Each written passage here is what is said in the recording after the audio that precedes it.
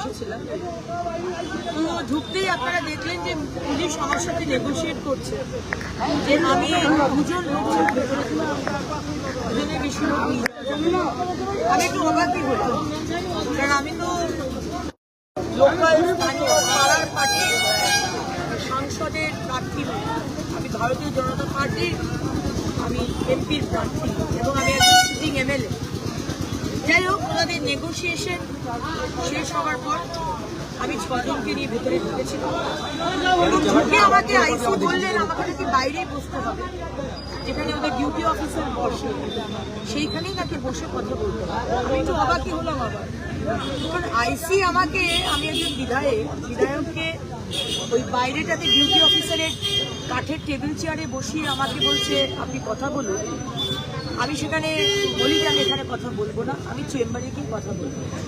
তখন বাধ্য হয়ে